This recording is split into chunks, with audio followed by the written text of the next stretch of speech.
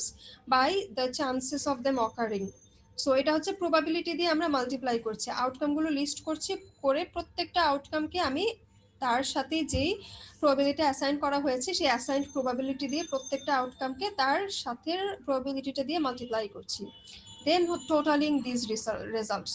So multiply করার পর প্রত্যেকটা আউটকামকে যে তার সাথে প্রবাবিলিটিতে মাল্টিপ্লাই করছি, সেই যে মাল্টিপ্লাই করার পর যে রেজাল্টটা আসছে প্রত্যেকটা রেজাল্টকে আমি তখন সাম করব। সাম করলে হচ্ছে আমি আমার এক্সপেক্টেড রিটার্ন বা অ্যাভারেজ একটা রিটার্ন তখন আমি পাবো।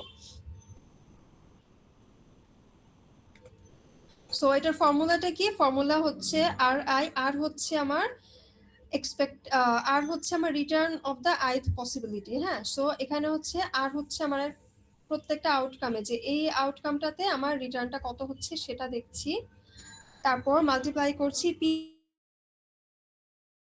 আই, এটা হচ্ছে আমার প্রবাবিলিটি, আউটকামটা ঘটার প্রবাবিলিটি কত সেটা দিয়ে আমি আউটকামটাকে মাল্টিপ্লাই করছি। করার পর এভাবে করে প্রত্যেকটা আর আই পি আই মাল্টিপ্লাই করার পর সেই ভ্যালুগুলোকে আমি সাম করছি। সাম করলে আমি তখন আর বার বা আমার এক্সপেক্টেড রিটার্ন অফ অ্যাসেট পাচ্ছি। সো নর্মাল রিটার্ন যেটা অ্যাকচুয়াল রিটার্ন সেটাকে আমরা আর দিয়ে রিপ্রেজেন্ট করি, আর যখন এক্সপেক্টেড রিটার্ন হয় সেটাকে আমরা আর বার দিয়ে রিপ্রেজেন্ট করি। ঠিক আছে, আর বারকে আরেকটা জিনিস দিয়েও লেখা যায়, সেটা হচ্ছে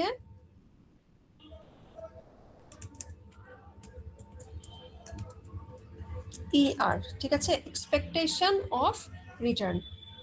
সো এটাকে আমরা হয় আর বার দিয়ে লিখবো, আর নইলে হচ্ছে এভাবে করে লিখবো এক্সপেকটেশন অফ দ্যাট রিটার্ন। ঠিক আছে, সো এখানে তখন তারপর আমি তাহলে আপনাদেরকে নেক্সট হচ্ছে একটু একটা টেবিল করে দেখাচ্ছি যে কিরকম হতে পারে। সো এখানে কি আছে, একটা ইকোনমি আছে যেটার তিন ধরনের সিচুয়েশন হতে পারে। একটা হচ্ছে রিসেশন, যে ইকোনমির অবস্থা খুবই খারাপ, দেন হচ্ছে নর্মাল ইকোনমি, আর একটা হচ্ছে বুম ইকোনমির অবস্থা খুবই ভালো। সো এখানে এখন কি আছে, এখানে আছে আমাদের কয়েক ধরনের সিকিউরিটিজ, একটা আছে টিবিএল, একটা হচ্ছে কমার্শিয়াল পেপার, একটা হচ্ছে নোটস পেয়েবল, আর হচ্ছে money market securities others. So সেখানে কি আছে, আমার প্রত্যেকটা ইকোনমিক কন্ডিশনের জন্য আমার রিটার্নটা দেওয়া আছে। টিবিএল রিটার্নটা আসলে কখনোই চেঞ্জ হচ্ছে না, বিকজ এখানে আসলে কোনো রিস্ক নেই। যখনই গভর্নমেন্টের যত খারাপই অবস্থা হোক, গভর্নমেন্ট হচ্ছে সে যদি আপনার গভর্নমেন্টের যদি ওই টাকাটা নাও থাকে যে আপনার ইন্টারেস্টটা পে করবে, আপনার প্রিন্সিপাল অ্যামাউন্টটা পে করবে, গভর্নমেন্ট তখন ট্যাক্স দিয়ে কভার করার ট্রাই করবে। ট্যাক্স দিয়েও যদি কভার করতে না পারে, ইকোনমির অবস্থায় খারাপ, সো কেউ আর্ন করছে না, কারো লাভ নেই, তখন ট্যাক্স আসবে কোত্থেকে? সো ট্যাক্সও হচ্ছে না। হ্যাঁ, তো সেক্ষেত্রে গভর্নমেন্ট কি করবে, গভর্নমেন্ট তখন বাইরের অন্য দেশ থেকে লোন নিবে, বড় করে হলেও আপনার টাকাটা টাইম মতো পে করবে। সো এখানে হচ্ছে আমাদের টিবিলের আসলে কোনো চেঞ্জ হচ্ছে না, এখানে কোনো রিস্ক নেই। তারপর আছে কি কমার্শিয়াল পেপার। কমার্শিয়াল পেপারের রিসেশন, নর্মাল, বুম এক একবার দেখা গেছে যে রিটার্নটা চেঞ্জ হচ্ছে। নোটস পেয়েবলসের রিটার্ন চেঞ্জ হচ্ছে, মানি মার্কেট সিকিউরিটিসের রিটার্ন চেঞ্জ হচ্ছে। সো আমরা এখন একটু আগের ফর্মুলাটা ইউজ করে দেখি কমার্শিয়াল পেপারে আমাদের রিটার্নটা কত হওয়া উচিত। সো গত ক্লাসে আমি আসলে আরেকটা সেকশনটা করিয়েছিলাম, এজন্য আমার কাছে করা আছে। আমরা ফার্স্টে কি করেছি, আর I multiplied by P R করেছি। সো আর আই কত, এখানে কমার্শিয়াল পেপারের রিটার্ন হচ্ছে প্রথমে 5%, রিসেশন হওয়ার প্রবাবিলিটি হচ্ছে 0.2। সো এখানে 0.05কে আমি 0.2 দিয়ে মাল্টিপ্লাই করেছি। দেন নর্মাল আউটকামের প্রবাবিলিটি ছিল 0.4, যেটা রিটার্ন ছিল 7%, সো 0.7 দিয়ে সেটাকে মাল্টিপ্লাই করেছি। আর বুমের প্রবাবিলিটি ছিল 0.2, রিটার্ন ছিল 13%। সো এই যে আমি প্রত্যেকটা আর আই পি আই মাল্টিপ্লাই করেছি, আর তারপর সবগুলো আউটকামকে আমি তখন অ্যাড করেছি, সামেশন করেছি। সাম করার পরে আমার তখন রেজাল্ট এসেছে 6.4, 6.4, না না না, এটা আগেরটা একটু কম ছিল, 7 পয়েন্ট সামথিং ছিল রিটার্ন, এখানে ভুল এসেছে। কেউ কি একটু বলতে পারবেন কত আসছে? 428।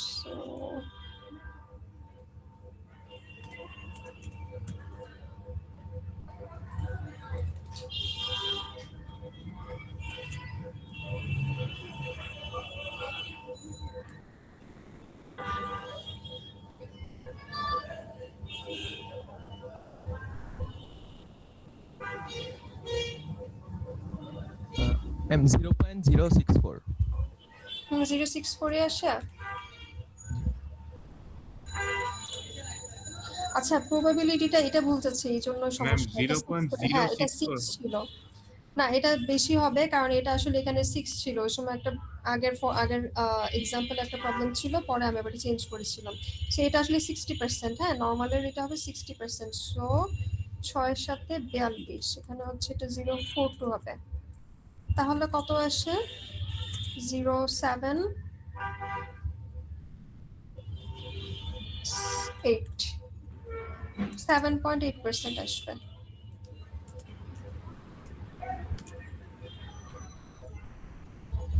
জি ম্যাম, জি ম্যাম। ওকে, তাহলে আমরা ম্যাথ আপলোড করবো পরে আজকে ক্লাসের মাঝখানে, আরো আরো এক্সাম্পল দেখবো, আর ক্লাসের শেষে আমরা বই থেকে একটা ম্যাথ করবো, সো আরো ক্লিয়ার হবে। আপাতত কি কোনো কোশ্চেন আছে কারোর এখন পর্যন্ত? কোনো কনফিউশন নো নেই? ম্যাম। Yes, ঠিক আছে।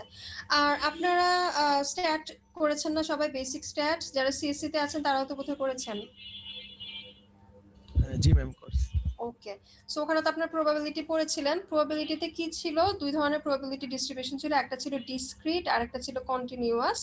সো ডিসক্রিটে কি হয়েছিল যে আউটকাম গুলো লিমিটেড নাম্বার ছিল। যেমন আপনি যদি একটা ডাইস থ্রো করেন, সেটার কিন্তু 6টাই আউটকাম আসতে পারে, এর থেকে বেশি আসবে না। 1 আসবে, 2 আসবে, এভাবে করে 6 পর্যন্ত আসবে, এর চেয়ে বেশি না। আপনি কাউন্ট করতে পারছেন যে কয়টা আউটকাম আছে। সো কন্টিনিউয়াস প্রবাবিলিটিতে কি হচ্ছে, এখানে আপনি আউটকাম গুলো কাউন্ট করা পসিবল না, আনলিমিটেড বা ইনফাইনাইট নাম্বার অফ আউটকামস থাকবে। সো এখানে কি হতে পারে, যেমন আপনি হচ্ছে একটা প্রোগ্রাম করলেন, সেখানে দিলেন যে র্যান্ডম নাম্বার জেনারেট করতে হবে। আপনি যদি বলে দেন যে 1 থেকে 10-এর মধ্যে নাম্বার জেনারেট করতে হবে, তাহলে কি হচ্ছে আউটকাম আছে এখানে 10টা। যদি আপনি বলে দিচ্ছেন যে ইন্টিজার হবে অ্যান্ড হচ্ছে 1 থেকে 10-এর মধ্যে হবে, সো আপনার তখন আউটকাম 10টা হচ্ছে। সেখানে হচ্ছে ডিসক্রিট প্রবাবিলিটি, যে এক একটা আসার প্রবাবিলিটিটা তখন কত, 1/10, 10% প্রবাবিলিটি। বাট এখন যদি আপনি কোনো বাউন্ডারি না দিয়ে বলেন যে একটা র্যান্ডম নাম্বার জেনারেট করো, সো তখন কি হচ্ছে, আপনার কিন্তু পসিবিলিটিটা তখন আনলিমিটেড নাম্বার থাকছে, সো আপনি প্রবাবিলিটিটাও ওইভাবেই আসবে। সো ডিসক্রিট আর কন্টিনিউয়াসের গ্রাফগুলো হচ্ছে এরকম, এগুলো এক্সামে আসবে না, সো এখানে আমি আর যাচ্ছি না, এই গ্রাফ আপনাদেরকে আমি আঁকতে দিব না, ডোন্ট ওয়ারি।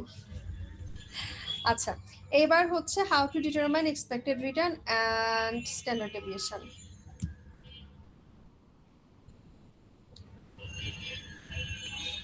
আচ্ছা, সো আমরা যখন রিস্ক ক্যালকুলেট করছি, তখন কি হচ্ছে, রিস্ক ক্যালকুলেট করার জন্য আমাদের রিস্ক ক্যালকুলেট করে আমরা সিগমা দিয়ে। হ্যাঁ, সিগমাটা আমরা কিভাবে ক্যালকুলেট করি, সেটা হচ্ছে ওই যে আউটকাম গুলো ছিল, প্রত্যেকটা আউটকামের রিটার্ন আমরা প্রথমে নিব, মাইনাস করব হচ্ছে এক্সপেক্টেড রিটার্ন যেটা ক্যালকুলেট করেছি সেটা।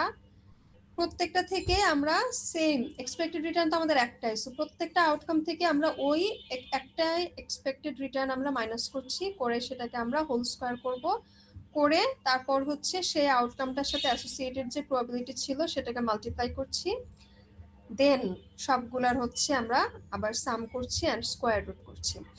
স্কোয়ার রুটটা যদি না করি, সেটাকে আমরা বলছি সিগমা স্কোয়ার বা ভ্যারিয়েশন, আর ভ্যারিয়েন্স, সরি, হ্যাঁ, স্কোয়ার রুট না করলে আমরা বলছি ভ্যারিয়েন্স, এই যে ভ্যারিয়েন্স, আর যখন আমরা স্কোয়ার রুট করছি তখন সেটাকে বলছি standard deviation.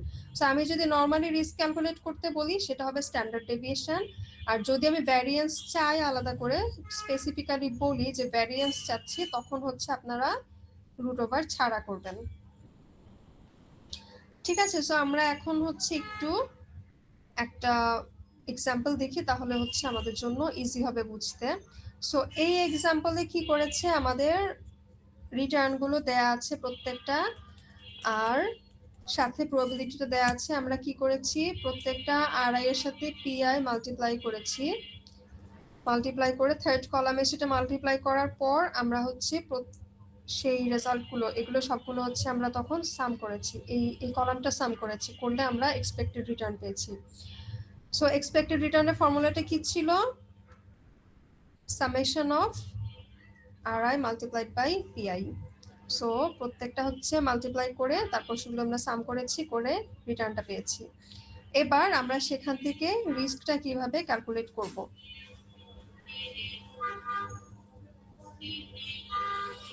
So risk calculate করতে হলে এখানে হচ্ছে RI minus R bar whole square multiplied by PR করতে হবে। সো কি করছি, প্রত্যেকটা R থেকে আমরা R বারকে মাইনাস করছি, করে হোল স্কোয়ার করে পিআর দিয়ে বা হচ্ছে প্রবাবিলিটি দিয়ে মাল্টিপ্লাই করছি, প্রত্যেকটা এভাবে করে একটা একটা করে করেছি, করে ফাইনালি সেটার সাম করেছি, করে ভ্যারিয়েন্স পেয়েছি, তারপর হচ্ছে সেটা রুট ওভার করলে স্ট্যান্ডার্ড ডেভিয়েশন আসবে। সো আমি একটু এক্সেলে আপনাদেরকে এটা একবার করে দেখাই।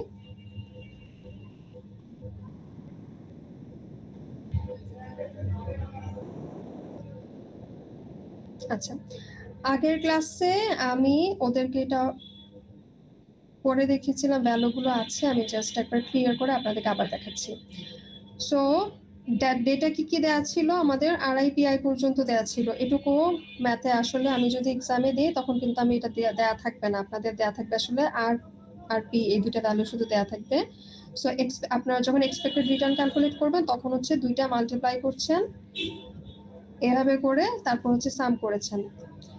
আর এবার হচ্ছে আমরা এটা স্ট্যান্ডার্ড ডেভিয়েশন বের করছি। সো স্ট্যান্ডার্ড ডেভিয়েশন বের করার জন্য প্রথমে কি করব, আউটকাম থেকে আমরা আর বার বাদ দিচ্ছি।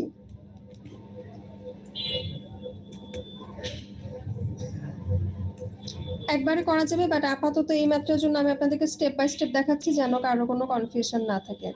সো কি হচ্ছে, প্রত্যেকটাতে আমি আউটকাম থেকে আর বার বাদ দিয়েছি, এখানে সেকেন্ডটাতে আবারও আউটকাম থেকে আর বার বাদ দিচ্ছি, এভাবে প্রত্যেকটা আউটকাম থেকে আর বার বাদ দিয়েছি, করে আমি যে ভ্যালুগুলো পেয়েছি সেগুলোকে এরপর আমি স্কোয়ার করেছি।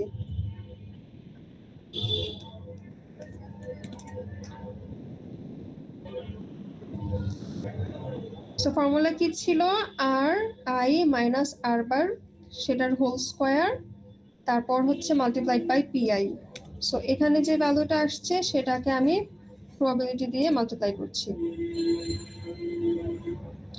করার পর সেটার এবার হচ্ছে এই কলামটার সাম করার কথা, এটার সাম করলে আমাদের রেজাল্ট আসছে 1.73%। এই 1.73% হচ্ছে আমার ভ্যারিয়েন্স। ঠিক আছে, ভ্যারিয়েন্স বের করেছি, তারপর এটার এবার স্কোয়ার রুট করছি, স্কোয়ার রুট করলাম, স্কোয়ার রুট অফ ভ্যারিয়েন্স, এটা হচ্ছে আমার রেজাল্ট এসেছে 13%। এইটা হচ্ছে আমার রিস্ক। ঠিক আছে, স্ট্যান্ডার্ড ডেভিয়েশন বা রিস্ক। এটাকে বুঝতে পেরেছি সবাই? জি ম্যাম। ওকে, সো এখন একটু বলি যে যদি এরকম হয়, মানে এটাতে আমরা একটা আইসোলেটেড রিস্ক দেখলাম, আইসোলেটেড রিটার্ন দেখলাম। সো আমি আসলে এটা থেকে তো ওইভাবে কোনো ডিসিশন মেক কিন্তু ওইভাবে করা যাচ্ছে না। হ্যাঁ, আমি একটা জিনিস দেখতে পাচ্ছি যে 9% রিটার্ন মানে আমি লস করছি না, যেটা ভালো আপাতত। কিন্তু এখন এরকম হতে পারে যে আমি আরেকটা সিকিউরিটি পেলাম, সেটাতে হচ্ছে ইনভেস্ট করলে আমি 15% রিটার্ন পাচ্ছি। সো তাহলে কি হচ্ছে, আমাকে বেটার রিটার্ন দিচ্ছে আরেকটা, তখন অবশ্যই 15%টা আমার কাছে মোর লুক্রেটিভ, কারণ আমি যেখানে বেশি রিটার্ন পাবে সেখানেই যাব। কিন্তু এই জন্য আমাদের রিস্কটা ইউজ করা লাগছে যে শুধু রিটার্নের উপর বেস করলে আসলে আমার জাজমেন্টটা কারেক্ট হচ্ছে না। কেন? কারণ আমি এখানে রিস্ক কনসিডার করছি না। ও আমাকে 15% রিটার্ন দিবে, বাট রিস্কও এখানে আসলে বেড়ে যাচ্ছে। আগেরটার আমার 13.15% রিস্ক ছিল, এখন হয়তো 20% রিস্ক আছে বা 25% রিস্ক আছে।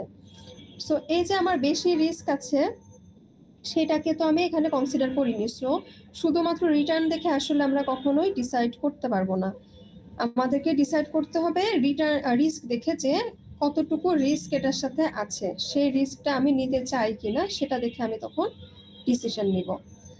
এখন এই যে আমাদের দুইটা স্ট্যান্ডার্ড ডেভিয়েশন দুই রকম, হ্যাঁ, দুই রকম রিস্ক দুই রকম রিটার্ন, তাহলে আমরা আসলে কিভাবে ডিসাইড করব? লাইক এরকম যদি হতো যে দুইটার হচ্ছে স্ট্যান্ডার্ড ডেভিয়েশনটা সেম, তখন আমি বলতে পারি যে হ্যাঁ, সেম রিস্কের জন্য যে আমাকে বেশি রিটার্ন দিচ্ছে আমি সেটাতে যাচ্ছি। কিন্তু এখন কি হচ্ছে, আমার রিস্কও ডিফারেন্ট, রিটার্নও ডিফারেন্ট, সো আমি কিন্তু আসলে ডিসাইড করতে পারছি না, দুইটার একটা আমার সেম হতে হবে। যদি এরকম হতো যে এটার রিটার্নটা 9%, তাহলেও আমি আবার ডিসাইড করতে পারতাম যে সেম রিটার্নের জন্য যেটা রিস্ক কম সেটাতে যাব। বাট যখন রিস্ক আর রিটার্ন দুইটাই ডিফারেন্ট হয়ে যায়, তখন আমরা আসলে ডিসিশনটা নিতে পারছি না। এই ডিসিশনটা নিতে হলে তখন আমরা কি করব, আমরা হচ্ছে কোএফিসিয়েন্ট অফ ভেরিয়েশন ইউজ করব। ম্যাম হ্যাঁ ওইখানে আর বারের মান কি 0.09 ছিল? হ্যাঁ, 0.09 ছিল। ওই এক্সেল শিটটাতে ম্যাডাম প্রথম যে ক্যালকুলেশনটা একটু বুঝিয়ে দিতে পারবেন একদম? ওই যে 24 থেকে বাদ দিছেন যে। আচ্ছা আমি একটু দেখাচ্ছি আবার।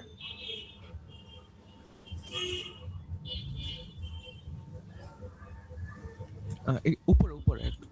হ্যাঁ ওই যে হ্যাঁ এই প্রথম -24টা কিভাবে আসলো?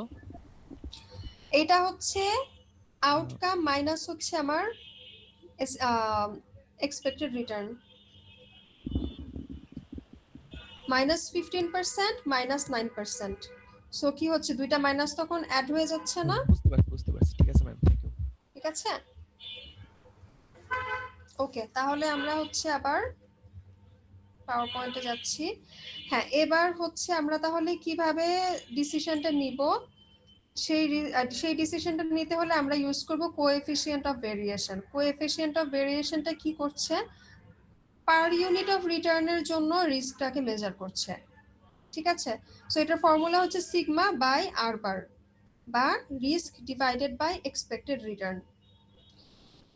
এটা কি করছে, এই যে আমাদের 13.15% ছিল আমাদের রিস্ক, ডিভাইডেড বাই হচ্ছে 9% ছিল আমাদের রিটার্ন। সো আমরা কোএফিসিয়েন্ট অফ ভেরিয়েশন পাচ্ছি 1.46। এটার মানে হচ্ছে আমরা 1 ইউনিট রিটার্নের জন্য 1.46 ইউনিট রিস্ক নিতে হচ্ছে এই ইনভেস্টমেন্টটা করতে হলে। ঠিক আছে, তাহলে আমরা একটু আরেকবার এক্সেলে যাই, গিয়ে দেখি যে আগে যে দুইটা কেস দেখেছিলাম ওখানে কি হচ্ছে। সো এখানে আমি এই যে সিভিটা আবার বের করেছি, এটা হচ্ছে সিগমা ডিভাইডেড বাই হচ্ছে আর বার। সো আমার এখানে রিটার্ন এসেছে, সিভি এসেছে 1.46। আর সেকেন্ডটা যখন করেছি, যে এখানে আমার স্ট্যান্ডার্ড ডেভিয়েশন ছিল 25% আর ইয়ার ছিল বা আর বার ছিল হচ্ছে 15%। সো এখানে আমার সিভি এসেছে 1.67। সো এখানে একটা বলছে যে 1 ইউনিট রিটার্নের জন্য 1.46 ইউনিট আমি রিস্ক নিচ্ছি, আরেকটা বলছে 1 ইউনিট রিটার্নের জন্য 1.67 রিস্ক নিচ্ছি। সো আপনারা বলেন যে এখানে কোনটাকে আমি বেটার বলবো। গেস করেন, ভুল অ্যান্সার হলে তো কোনো প্রবলেম নেই, বাট গেস করেন কি মনে হয়। 1.46। হ্যাঁ, 1.46টা বেটার ইনভেস্টমেন্ট। কারণ কি হচ্ছে, এখন তো আমার রিটার্নের ইউনিটটা সেম। হ্যাঁ, 1 ইউনিট রিটার্ন দুইবারই। 1 ইউনিট রিটার্নের জন্য একটাতে আমরা 1.46 রিস্ক নিচ্ছি, আর একটাতে আরো বেশি রিস্ক নিচ্ছি 1.67। সো যেখানে আমার কম রিস্ক সেটাই আমি প্রেফার করব। সো সিভি যখন কম হবে, সিভি যদি লোয়ার হয় তাহলে সেটা হচ্ছে বেটার। ঠিক আছে, যখনই আমরা দুইটা অ্যাসেটের মধ্যে কম্পেয়ার করতে যাব, তখন আমরা কম্পেয়ার করব হচ্ছে সিভি বা কোএফিসিয়েন্ট অফ ভেরিয়েশন দিয়ে, এবং সেখানে কি দেখব, যেটার সিভি লোয়ার হবে সেটাকে আমরা তখন চুজ করব ইনভেস্ট করার জন্য।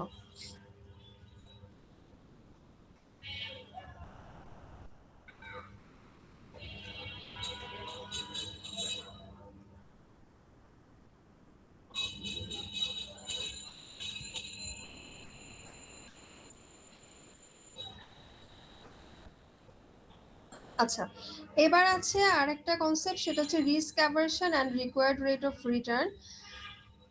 যেটা হয় যে রিস্কটা আপনি কতটা প্রেফার করছেন, হ্যাঁ রিস্কের ব্যাপারে আপনার অ্যাটিটিউডটা কিরকম, সেটা আসলে পুরোপুরি person to person, investor to investor vary করে। যেমন নর্মালি আমরা সবসময় শুরু থেকে বলছি যে ইনভেস্টর হচ্ছে রিস্ক যখন বেশি হবে, এক্সকিউজ মি, রিস্ক যখন বেশি হবে তখন হচ্ছে হায়ার রিটার্ন এক্সপেক্ট করবে। সো এটাকে আমরা বলছি রিস্ক অ্যাভারশন। আমরা হচ্ছে রিস্ক নিতে চাই না, আমরা risk averse. So risk averse হলে রিস্ক যেহেতু নিতে চাই না, সো ওই রিস্কটা নিলে সেটার জন্য আমি বেশি কম্পেনসেশন ডিমান্ড করব। সো হচ্ছে রিটার্নটাও বেশি হতে হবে। যেমন আমরা কস্ট অফ মানি চ্যাপ্টারে পড়েছিলাম যে রিস্কের জন্য রিস্ক প্রিমিয়াম থাকে, যত বেশি রিস্ক হবে তত রিস্ক প্রিমিয়াম হবে। কাজে দেখা যাচ্ছে যে এক্সপেক্টেড রিটার্নটা তখন বেশি হচ্ছে। সো একটা হচ্ছে রিস্ক অ্যাভার্স, আরেকটা টাইপের ইনভেস্টর হচ্ছে যে রিস্ক নিউট্রাল।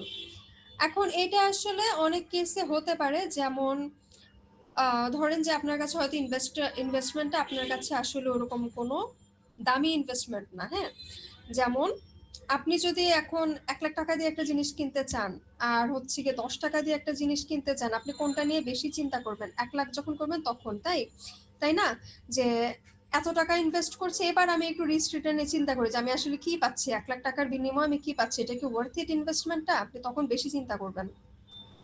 বাট এখন যদি আপনি 10 টাকা দিয়ে একটা জিনিস কিনতে চান, আপনি খুব একটা চিন্তা করবেন না, কারণ এই টাকাটা আপনার কাছে অত ভ্যালুয়েবল না। সো সেম হচ্ছে ইনভেস্টমেন্টের ক্ষেত্রে। এখন যদি আপনার কাছে 1,00,00,000 টাকা থাকে, সেখান থেকে আপনি 1,000 টাকা ইনভেস্ট করছেন, আপনি রিটার্ন অত বেশি দেখতে যাবেন না, যে রিস্কটা এখানে অত বেশি দেখতে যাবেন না, যে এই 1,000 টাকা যদি লসও হয়ে যায় আপনার কিন্তু খুব একটা কিছু যায় আসে না। আপনার 1,00,00,000 টাকা আছে, 1,000 টাকা গেলেও সমস্যা নেই। সো আপনি তখন ওই ইনভেস্টে কি দেখবেন, ওই ইনভেস্টমেন্টের ক্ষেত্রে আপনি রিস্ক না দেখে আপনি দেখবেন রিটার্ন, যে একটা হয়তো আপনাকে দিচ্ছে যে আপনি 2,000 টাকা, যে 90% চান্স আছে, যে মাত্র 10% রিস্ক যে আপনি হচ্ছে ইনভেস্টমেন্টটা হচ্ছে হারাবেন, আর ওদিকে হচ্ছে আপনি রিটার্ন পাচ্ছেন কত, রিটার্ন পাচ্ছেন হয়তো ডাবল, আপনি ইনভেস্টমেন্ট ডাবল হয়ে যাচ্ছে, 2,000 টাকা পাচ্ছেন। আর আরেক দিকে হচ্ছে আপনাকে দিল যে 10% প্রবাবিলিটি আছে, বাট 90% রিস্ক আছে, সেখানে আপনি হচ্ছে ইনভেস্টমেন্টটা আপনার 20,000 টাকা হয়ে যাবে। সো আপনার কাছে কি হবে, আপনার তো 1,00,00,000 টাকা আছে, ওই 2,000 টাকা কিন্তু আপনার কাছে আসলে খুব একটা কিছু ম্যাটার করছে না। আপনি তখন কি করবেন, আপনি রিস্কের দিকে তাকাবেনও না, যে হচ্ছে আপনাকে 20,000 টাকা অফার করছে, আপনি ওটা দিয়ে তখন ইনভেস্ট করবেন, যাচ্ছে 20,000 টাকা হলে তাও হয়তো আপনার কাছে একটু এটা কিছু ভ্যালু অ্যাড করবে, 2,000 টাকার আপনার কাছে কোনো দাম নেই। সো যার হচ্ছে এরকম যে রিস্কটা ম্যাটার করে না, সে শুধু রিটার্নটাই দেখে, তাকে আমরা বলছি রিস্ক নিউট্রাল। এই পার্টটা আসলে বইতে নেই, আমি এটা থেকে কোয়েশ্চেনও করব না, বাট এটা আপনাদের জানা থাকা দরকার, সো আমি এই পার্টটা একটু বলছি আপনাদেরকে। সো রিস্ক নিউট্রাল হচ্ছে কি, সে রিস্কটা নিয়ে একদমই কেয়ার করছে না, রিস্ক যাই হোক ওর এটাতে ওর ডিসিশন এখানে একেবারে ইম্প্যাক্টেড, কোনো ইম্প্যাক্ট পড়ছে না যে রিস্ক কতটুকু, ও শুধু রিটার্ন দেখছে, রিটার্ন যেটার বেশি ও সেটাতে ইনভেস্ট করবে। আর ফাইনালি আছে হচ্ছে রিস্ক টেকার। রিস্ক টেকাররা কারা? এরা হচ্ছে গ্যাম্বলার, এরা হচ্ছে ওই থ্রিলটা পছন্দ করে, যে আমি কি নিচ্ছি, বা আমি হয়তো প্রেডিক্ট করার ট্রাই করছি যে রেজাল্টটা কি হবে, অ্যান্ড ওই যে প্রেডিক্টটা কারেক্টলি প্রেডিক্ট করতে পারছি, এই থ্রিলটা, এই যে আমি একটা স্যাটিসফ্যাকশন পাচ্ছি, এই স্যাটিসফ্যাকশনটার জন্য আমি হচ্ছে রিস্ক ইনভেস্টমেন্টে যাব, গিয়ে আমি দেখা ট্রাই করবো যে আমি জিততে পারি কিনা, আমার প্রেডিকশনটা ঠিক আছে কিনা। সো ও কি করবে, ও হচ্ছে রিস্কি ইনভেস্টমেন্ট গুলাকে প্রেফার করছে। ওরও হয়তো এরকমই যে ওর অনেক টাকা পয়সা আছে, সো ও এখন হচ্ছে বেশি রিস্কে অ্যাসেটে গিয়ে ও জাস্ট থ্রিলটা নেওয়ার চেষ্টা করছে বা গ্যাম্বলিং করছে, যে ও ওর হয়তো একটু নলেজ বেশি, সো ও হচ্ছে দেখার চেষ্টা করছে যে ও আসলে ঠিক মতো প্রেডিক্ট করতে পারছে কিনা। সো রিস্ক অ্যাভার্সনের ক্ষেত্রে কি হচ্ছে, যখন একটা মার্কেটে যখন রিস্ক অ্যাভার্স ইনভেস্টার্স বেশি হয়ে যায়, যে market is dominated by risk averse investors, তখন কি হচ্ছে, ওরা তো সবাই রিস্কি প্রজেক্টের জন্য হায়ার রিস্ক ডিমান্ড করছে। So riskier securities must have higher expected returns. কারণ কি হতো, যদি রিস্ক নিউট্রাল হতো, তখন কিন্তু রিস্ক যেরকমই আছে আপনি বেশি রিটার্ন পেলেই ইনভেস্ট করছেন। সো রিস্কি প্রজেক্টগুলো তখন কি করতো, মানে একটা ইনভেস্টমেন্টে হচ্ছে 10 টাকা রিটার্ন আছে, আরেকটাতে 11 টাকা আছে, আপনি এখন রিস্ক দেখবেনই না, এটা রিস্ক যদি ডাবল ট্রিপলও হয় আপনি দেখবেনই না, আপনি হচ্ছে 11 টাকা রিটার্নে চলে যাবেন। সো আপনাকে ওই মিনিমাম রিটার্নটুকুই দিবে, যে যেইটুকু করলে আপনাকে ইনভেস্ট করানো যায় ওইটুকুই দিবে আপনাকে। সো এই যে রিস্কটা ট্রিপল হয়ে গেল, সেই অনুযায়ী যে রিটার্নটাও অনেক বেশি হওয়ার কথা ছিল, সে ওটা নিয়ে তখন আর মাথা ঘামাচ্ছে না। বাট যদি রিস্ক অ্যাভার্স ইনভেস্টার্স বেশি থাকে, সো তার তো ইনভেস্টমেন্টটা সেল করা লাগবে, তার তো সিকিউরিটিটা সেল করা লাগবে, সেজন্য সে তখন আপনাকে সেই অনুযায়ী হায়ার এক্সপেক্টেড রিটার্ন দিবে। সো এইটুকু ছিল আমাদের আজকের কনসেপ্টগুলো। আপাতত এর মধ্যে কারো কোনো কোয়েশ্চেন আছে?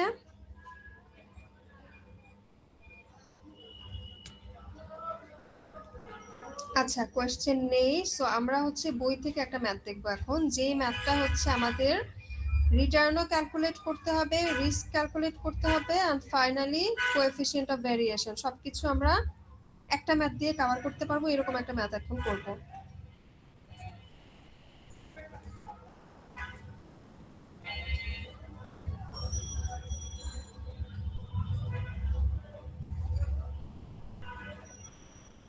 ওকে, আমরা হচ্ছে 11 নাম্বার ম্যাথটা দেখবো।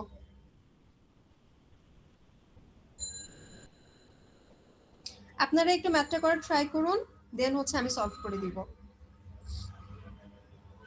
সো ট্রাই করতে হবে, কারণ আমি কিন্তু আপনাদের কাছ থেকে অ্যান্সার জিজ্ঞেস করবো। সো আপনারা একটু ট্রাই করেন আগে।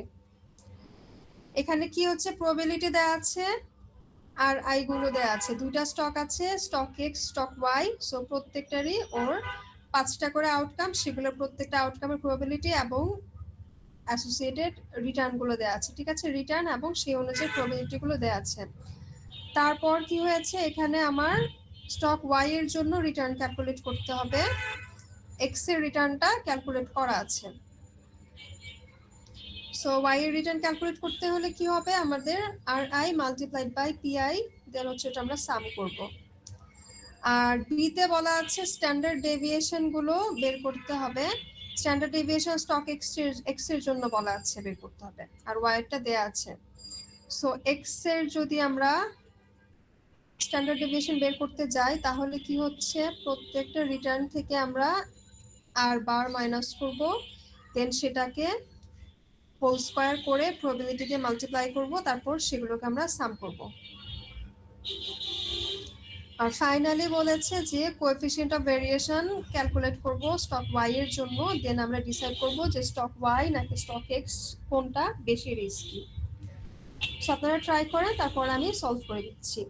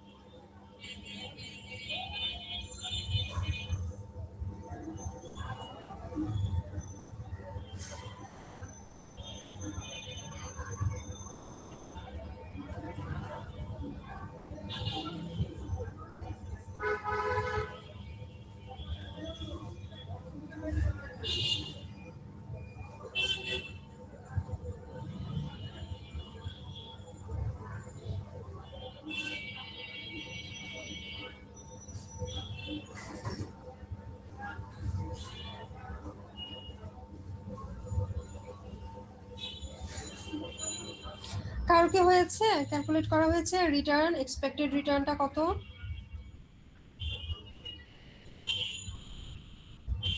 14% মনে হয়। হ্যাঁ, 14% কারেক্ট 14%। অ্যান্সার। হ্যাঁ,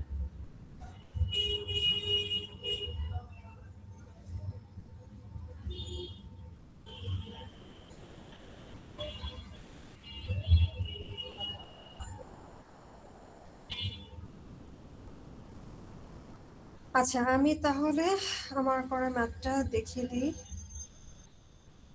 সো এখানে কি করেছিলাম, প্রবাবিলিটি গুলো দেয়া ছিল আমাদের, এক্স এর রিটার্ন দেয়া ছিল, ওয়াই এর রিটার্ন দেয়া ছিল। তারপর কি করেছি, প্রত্যেকটা রিটার্ন আর প্রবাবিলিটি মাল্টিপ্লাই করেছি, মাল্টিপ্লাই করে সাম করলে হচ্ছে আমার এক্সপেক্টেড রিটার্নটা বের হয়েছে। সো এক্সপেক্টেড রিটার্ন ওয়াই দেয়াই ছিল 12%, আর এক্স এরটা এক্স এরটা দেওয়া ছিল 12%, ওয়াই এরটা ক্যালকুলেট করেছি 14% এসেছে। সবার কি 14% এসেছে? জি ম্যাম। Yes ma'am. আচ্ছা, তারপর কি করেছিলাম, তারপর হচ্ছে স্ট্যান্ডার্ড ডেভিয়েশন বের করতে বলেছিল এক্স এর জন্য। সো এখানে কি করেছি, এখানে হচ্ছে প্রথমে ইন্ডিভিজুয়াল আউটকামের প্রবাবিলিটিটাকে আমরা সরি ইন্ডিভিজুয়াল রিটার্নটাকে আমরা মাইনাস করেছি, কি ইন্ডিভিজুয়াল রিটার্ন থেকে আমাদের এক্সপেক্টেড রিটার্নটা মাইনাস করেছি। সো এখানে কি -10% -12%, তারপর সেটাকে হোল স্কোয়ার করেছি, করে সেটার সাথে অ্যাসোসিয়েটেড প্রবাবিলিটি যেটা আছে ওটা দিয়ে মাল্টিপ্লাই করেছি। সেকেন্ডটাতে সেম কাজ করেছি, রিটার্ন মাইনাস হচ্ছে সে একই এক্সপেক্টেড রিটার্ন, তারপর হচ্ছে এটা হোল স্কোয়ার করে প্রবাবিলিটি দিয়ে মাল্টিপ্লাই করেছি। এভাবে 5 বার করার পর ফাইনালি হচ্ছে সেটার সাম করেছি, করলে এটা কি বের হয়েছে, এটা বের হয়েছে আমাদের ভ্যারিয়েন্স। ঠিক আছে, ভ্যারিয়েন্স আর স্ট্যান্ডার্ড ডেভিয়েশন নিয়ে আমরা যেন কনফিউজড না হই, এটা হচ্ছে ভ্যারিয়েন্স। তারপর সেটার যখন আমরা স্কোয়ার রুট করেছি, G7 এর স্কোয়ার রুট করলে তখন আমরা পেয়েছি 12.2% স্ট্যান্ডার্ড ডেভিয়েশন। স্ট্যান্ডার্ড ডেভিয়েশনটা কি শেষ করেছিলেন আপনারা? হয়েছিল 12.2% এসেছে।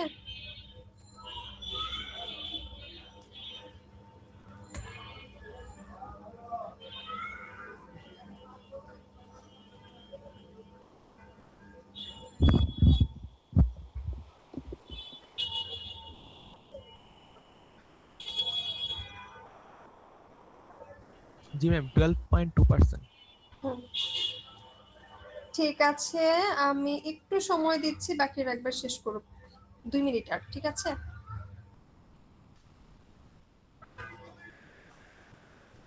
ম্যাম এগুলো করতে তো অনেক টাইম লাগে। হ্যাঁ এগুলো করতে তো একটু সময় লাগবে।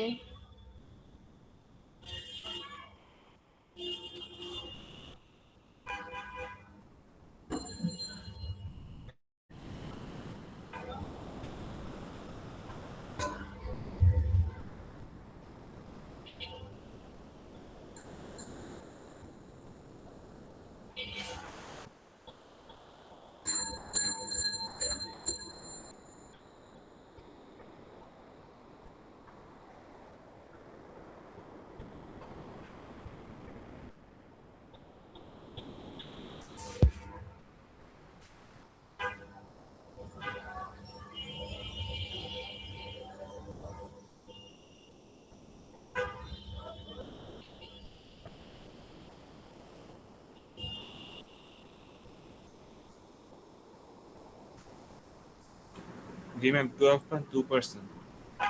ওকে, আচ্ছা তারপর কি হচ্ছে, তারপরে হচ্ছে আমাদের আর কোশ্চেনে দেয়া ছিল যে ওয়াই এর জন্য স্ট্যান্ডার্ড ডেভিয়েশন 20.35%, এটা দেয়াই ছিল, সো ক্যালকুলেট করতে হয়নি।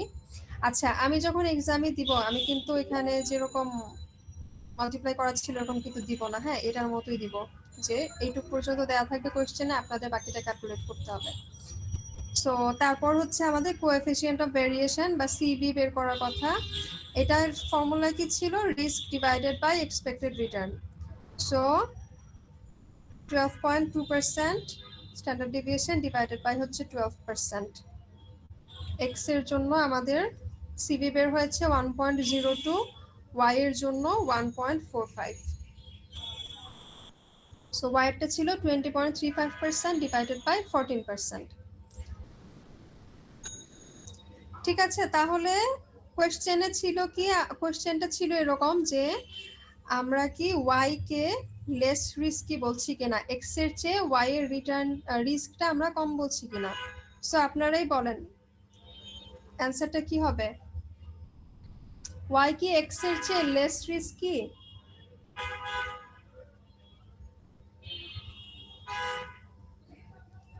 না ম্যাম বেশি রিস্কি না। হ্যাঁ মোর রিস্কি, এটাই হচ্ছে অ্যান্সার।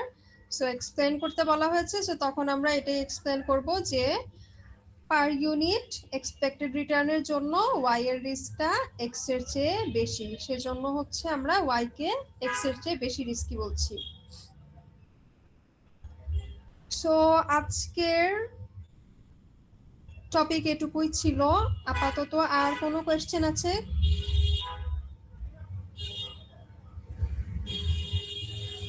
একটু চিন্তা করে দেখেন, বিকজ আমরা নেক্সট ক্লাসে কিন্তু আবার অন্য ধরনের ফর্মুলাস, অন্য ধরনের রিস্ক রিটার্ন করবো। হ্যাঁ, তখন হচ্ছে আমরা ডিফারেন্ট ফর্মুলাতে আবার রিস্ক রিটার্ন ক্যালকুলেট করব। সো এই পার্টের মধ্যে আপনাদের কোনো কিছু বাকি আছে কিনা, কোনো কনফিউশন আছে কিনা, ওটা ক্লিয়ার করে নেন আজকে।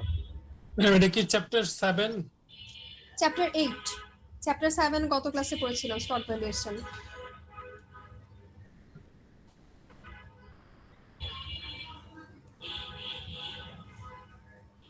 ম্যাম আমাদের মিডের পর কি চ্যাপ্টার 7 আর 8? হ্যাঁ, 7 পড়িয়েছি, এখন 8 পড়াচ্ছি। তারপর থাকবে চ্যাপ্টার 6 আর 9, বন্ড ভ্যালুয়েশন থাকবে, আর হচ্ছে ইয়ে থাকবে, ক্যাপিটাল বাজেটিং থাকবে এরপরে। ম্যাডাম চ্যাপ্টার 7 আর 8 এর টপিকগুলো একটু গুগল ক্লাসরুমে লিখে দিলে ভালো হয়। হ্যাঁ, লিখে দিব।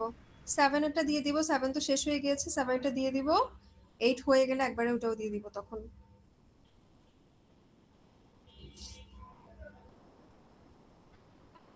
সো আজকে আনলো তাহলে আর কোনো কোয়েশ্চেন নেই আপনাদের?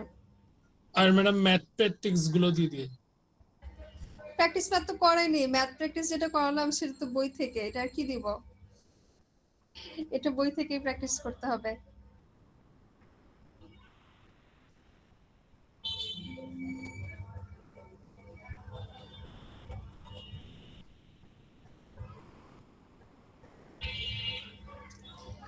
আচ্ছা, তাহলে এখন রোল কল করব। আর রোল কলে